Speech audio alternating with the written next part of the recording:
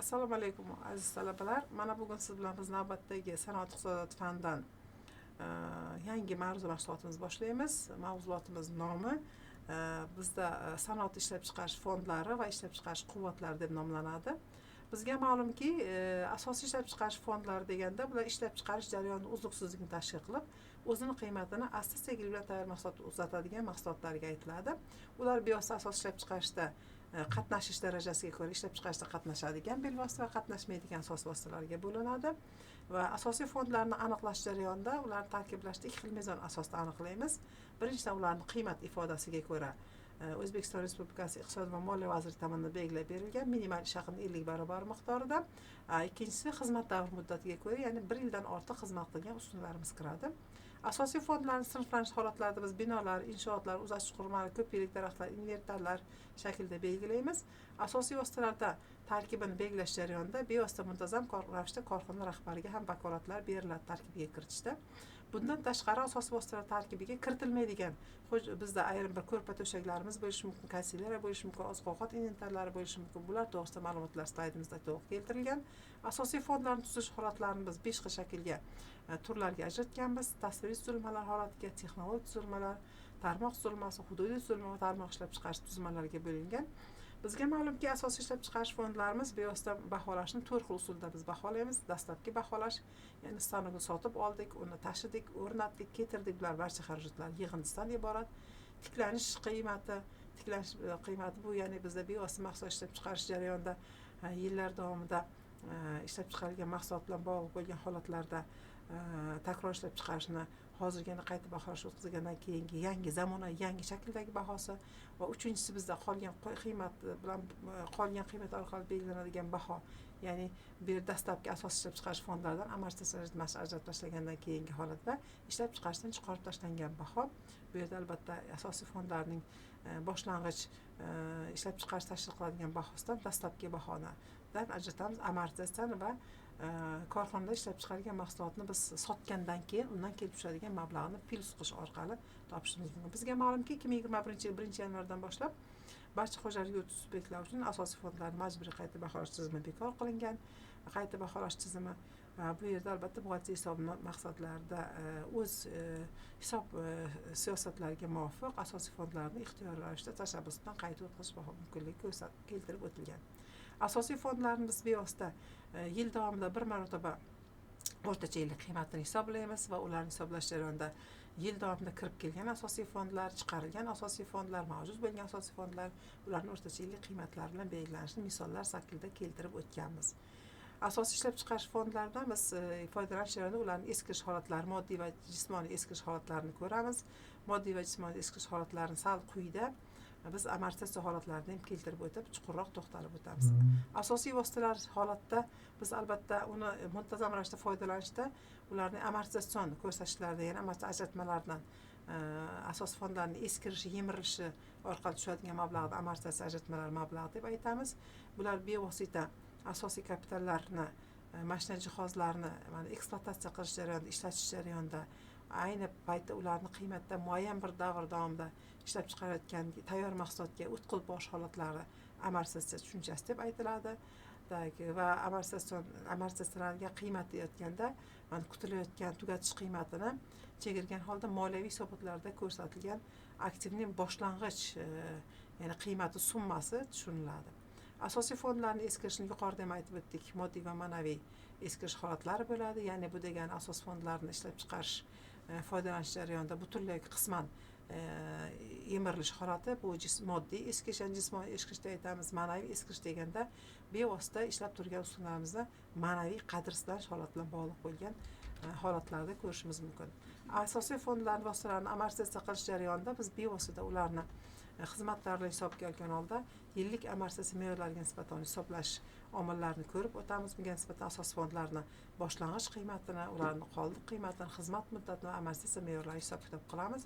Slaydimizda misollari, formulalari va har bitta jarayon bo'yicha ularni hisoblash tartibi bo'yicha misollar keltirilgan. Asosiy ishlab chiqarish fondlarini amortizatsiya qilish jarayonlarida amortizatsiya hisoblash usullari keltirilgan. Bunda qiymatni bir tekisda hisobdan chiqarish, bajarilgan ishlar hajmiga mutanosib ravishda hisoblash, ya'ni tezkor amortizatsiya usulida hisoblash bular ikkiga bo'linadi. Sonlarni kumulyativ usulda hisoblash usuli va qoldig'ini kamaytirish usullari sifatida.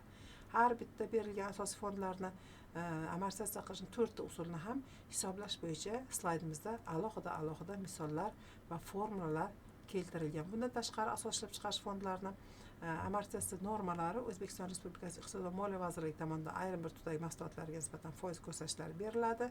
Bu mana bino va inshootlar misol uchun 3-5% miqdorda, yuk avtomobillari 15% gacha bo'lgan miqdorda kabi bu jarayonlar slaydimizda keltirib o'tilgan. Asosiy fondlardan foydalanish jarayonlari biz bevosita ularni asosiy ishlab chiqarish fondlarining qiymatini ifodalaydigan ko'rsatkichlar, ularning darajasini va samaradorligini ifodalaydigan ko'rsatkichlar, ularni ishlab chiqarish fondlari bilan qurollanish darajasini belgilaydigan ko'rsatkichlar va integral ko'rsatkichlar deb nomlangan ko'rsatkichlardan foydalanishni ikkinchi slayd mavzumizda bevosita ko'rib o'tamiz. Ya'ni asosiy ishlab chiqarish fondlarimizdan foydalanish holatlari bir nechta ularni foydalanish darajasiga qarab guruhlarga bo'linadi. Birinchi guruhda umumlashtirish va qiymat ko'rsatkichlari guruhi deb aytiladi. Bunda asosiy fondlar qaytimi, fond sig'imi, fond rentabelligi kabi ko'rsatkichlar kiradi. Ikkinchisi xususiy va natural ko'rsatkichlar deb nomlanadi. Bizda bevosita asosiy fondlardan foydalanish koeffitsentlari, ekstensiv foydalanish, intensiv foydalanish, integral foydalanish ko'rsatkichlari shunga kiradi. Va har bitta asosiy ishlab chiqarish fondlaridan foydalanish ko'rsatkichlari bo'yicha misollar va masalalar, ularning hisob kitoblari slaydimizda keltirib o'tilgan. Bizga ma'lumki, asosiy ishlab chiqarish fondlaridan foydalanishni yaxshilash bo'yicha ularning sifat ko'rsatkichlariga e'tibor berishimiz kerak bo'lgan taklif fikrlarimiz ham keltirilgan. Ishlab chiqarish quvvatlari to'g'risida gapiradigan bo'lsak, ma'lum bir vaqt davomida ma'lum bir ilg'or texnologiyadan foydalanish, ishlab chiqarish, mehnat tashkil qilishning eng ilg'or usullarini, sharoitlarda ishlab chiqarish mumkin bo'lgan mahsulotlarning maksimal darajasi tushuniladi. Buni albatta hisoblash jarayonini formulasini keltirganmiz. Asosiy ishlab chiqarish korxonalarida ishlab chiqarish quvvatlaridan foydalanishning o'rtacha yillik qiymati formulasini keltirganmiz. Bunda ham yil davomida ishlab chiqarishdan yo'q qilingan quvvat, yil davomida ishlab chiqarishga kiritilgan quvvatlar va korxonaning yil boshidagi yil kiritilgan quvvatlardan foydalangan holda formula keltirgan, misollar va uni masalalar yechimi ham bizni quyidagi slaydimizda keltirilgan. Biz ishlab chiqarish fondlari to'g'risida gapirganimizda aylanma mablag'lar to'g'risida ham albatta to'xtalib o'tishimiz kerak. Aylanma mablag' tushunchasi bor, aylanma kapital, aylanma ishlab chiqarish fondlari degan tushunchalar bor. Uchalasini farqlab olishimiz kerak. Birinchi navbatda aylanma mablag'lar deganda biz bevosita aylanma ishlab chiqarish fondlari va muomala fondlari yig'indisini tushunamiz. Aylanma kapital deganda korxona ishlab chiqarish kapitalini ma'lum bir qismi bo'lib, u o'zining qiymatini ishlab chiqarishning har bir sikliga ishlab chiqarilgan mahsulotni o'tkazgandan keyin, shu tovarni sotgandan keyin kelib tushadigan korxonaga mablag' kapitalga aytiladi. Aylanma ishlab chiqarish fondlari deganda bevosita korxonada asosiy ishlab chiqarish fondlarini bir qismi bo'lib, bu bitta ishlab chiqarish sikl davomida sarflanadi va o'zining natural ko'rinishini o'zgartiradi, o'z qiymatini to'lagicha tayyor mahsulotga ko'chiradi. Shundan kelib chiqqanida aytishimiz mumkinki, aylanma mablag'lar bular ishlab chiqarish jarayoni uzluksiz tashkil qiladi, o'zining qiymatini tayyor mahsulotga to'lig'icha ko'chiradigan mahsulotlarga aytiladi. Mana bu slaydimizda rasmlar keltirilgan aylanma mablag'lar rasmlari. Aylanma ishlab chiqarish fondlari tarkibiga yarim tayyor xomashyo mahsulotlar, yoqilg'i mahsulotlar, qadoqlash va o'rash materiallari, ehtiyot qismlar, xomashyo materiallar, tugallamagan ishlab chiqarish xarajatlari kiradi. Muomala xarajatlariga chek, veksel, aksiyadorlar qarzlari, turli debitorlik qarzlar, kassadagi, bankdagi hisob raqamdagi pul mablag'lari bular hammasi kiradi. Endi biz bilamizki, ishlab chiqarishda band bo'lgan aylanma mablag'larni albatta kattalikni belgilaydigan asosiy omillar bor. Bular bevosita mahsulot ishlab chiqarish siklining uzunlik holati, mehnat tashkil qilish bilan bog'liq bo'lgan sharoitlar, mahsulot ishlab chiqarish yaratgan texnika texnologiyalar rivojlanish darajasi, mahsulotlarni sotish bilan bog'liq bo'lgan sharoitlar va ta'minot va mahsulot sotish hajmi tashkil qilish darajalari bilan bog'liq bo'lgan jarayonlar kiradi. Bizga ma'lumki, aylanma mablag'larni biz xomashyo, materiallar, ehtiyot qismlar, ishlab chiqarish tashkil qilish zarur bo'lgan boshqa mehnat predmetlari, ishlab chiqarish jarayonida iste'mol qilinadigan elektr energiya, yoqilg'i resurslarida va ularga haq to'lash jarayonida, korxonani tashkil etish va ularning faoliyatini yurish jarayonida ularni to'lanadigan oylik ish haqlarida va turli xildagi davlatga to'lanadigan soliq va boshqa to'lovlarni to'lanish holatlarida ekanligidan bilamiz.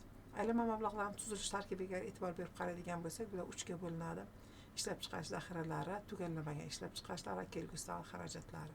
Ishlab chiqarish zaxiralariga bevosita mahsulot ishlab chiqarish jarayonidagi xom ashyolar, yordamchi materiallar, yoqilg'i, xarid qiluvchi yarim tayyor mahsulotlar, qadoqlash mahsulotlari, butlovchi yarim tayyor mahsulotlar, asosiy fondlar uchun ehtiyot qismlar kiradigan bo'lsa, tugallamaga ishlab chiqarish jarayoniga bevosita hali foydalanishga topshirilmagan. Ya'ni ishlov berish, yig'uv jarayonida bo'lgan. Lekin ishlab chiqarish jarayoni tugallamagan bo'lsa ham hali korxonada keyinchalik ishlov berish lozim bo'lgan.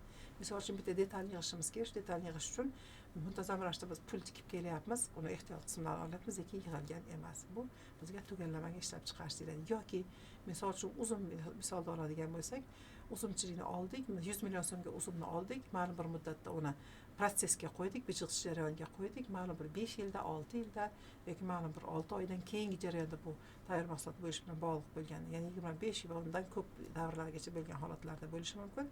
Mana shu vaqtda tugallamagan ishlab chiqarish davriga kiradi.